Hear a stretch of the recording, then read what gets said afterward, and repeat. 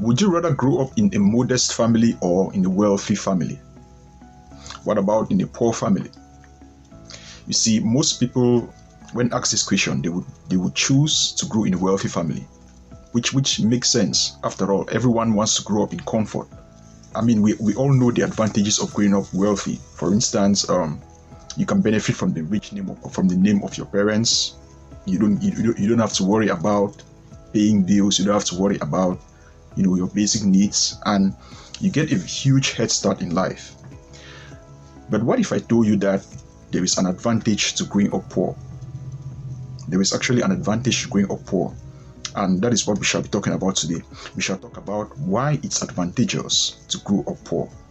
But before we get into that, I would like you to do me a favor and hit the like button below, and also subscribe to this channel if this is your first time of being here. Have you done that? Awesome. All right. What is the advantage of growing up poor? The first advantage is that growing up poor acts as a motivator for success. It acts as a good motivator for success. According to CNBC, there are currently 2,604 billionaires in the world. And out of that number, 55.8% of them are self-made. In other words, they earned their wealth. They did not inherit it. And also, according to a study by Fidelity Investments, over 88% of all millionaires are self-made. So, looking at these two numbers, we see a pattern. We see clearly that, the majority of the people who are highly successful, they are self-made. They grew up from humble beginnings. That is not to say that is not in any way saying that those who grew up wealthy are not equally successful. But if the majority of the successful people, grew up from humble beginnings, that definitely is an indication of something. It shows, therefore, that somehow the environment in which they grew up definitely had a part to play, which means that to an extent it is an advantage.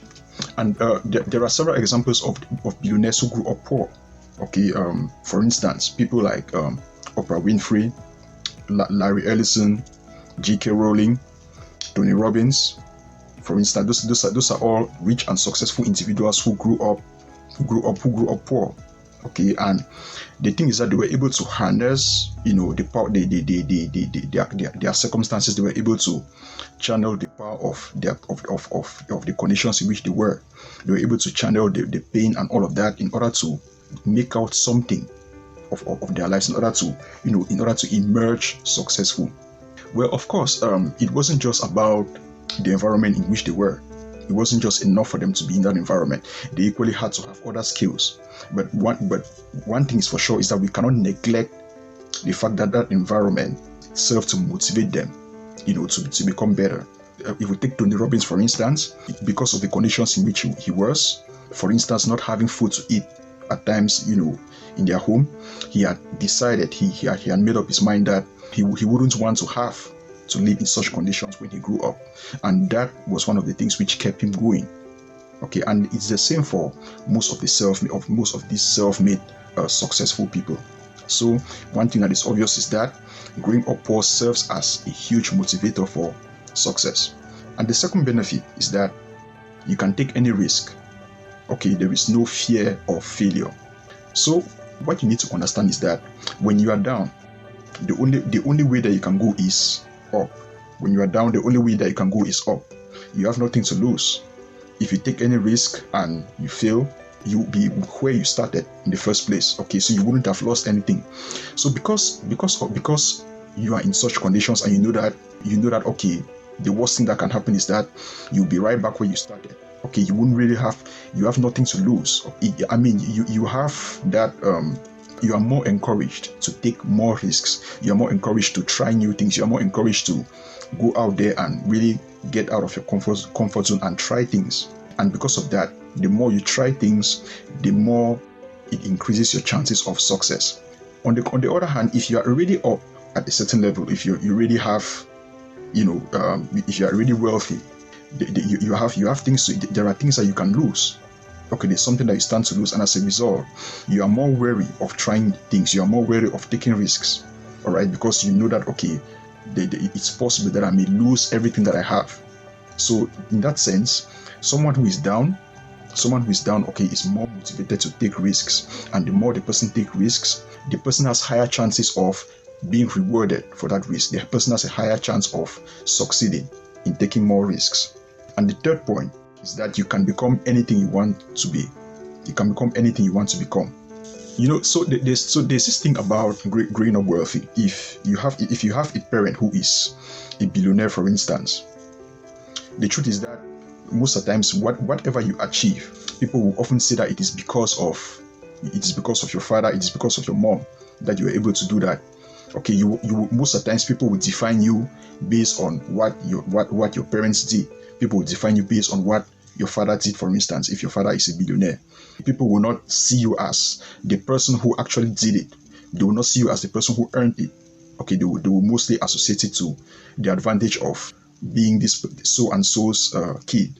In that sense, it is difficult as the child of someone who is extremely successful to really make a name for yourself. It's difficult to really have an impact. It's difficult to really come out of the person's shadow. But whereas when you are poor, there is nothing defining you. You can easily create an impact. You can easily make a name for yourself. You can easily rise above what your parents have done. Okay, it's easier for you to become significant to an extent. That's one advantage of growing up poor. And as a side note, this is not to say in any way that there is anything wrong with either side. There is nothing wrong with growing up rich or growing up poor. There is nothing wrong with any of them. Okay, as Bill Gates once said, growing up poor, that if you are born poor, it is not your fault. But if you die poor, it is your fault. Okay, so it doesn't matter in what family you grow up. It doesn't matter in which family, whether you are born rich or you are born poor. But one thing that is certain is that most people often believe that only those who are born in a wealthy family have an advantage. But then the idea of the main point here was to let you know that even in a modest family or in a poor family, you also have that advantage. There are advantages. There is an advantage that you have, which is different from what a rich kid has, and the advantage is your environment. Your environment, which acts as a motivator for success. The fact that you are free to take risks and fail, knowing that you really have nothing to lose. But then someone who is rich has something to lose, and as a result, their risk tolerance is low. Okay, so those are the main advantages of growing up poor. And this brings us to a question. If you were a billionaire, would you give all your wealth to your kids as inheritance, or would you allow them to forge their own path? I'm interested in knowing what you think about that. I'm interested in knowing your thoughts. So please feel free to drop them in the comments. And as usual, don't forget to like this video and subscribe if this is your first time viewing this channel. Since this is the end of the year, I wish you a Merry Christmas and Happy New Year in advance. As usual, Best Tech remains your best bet.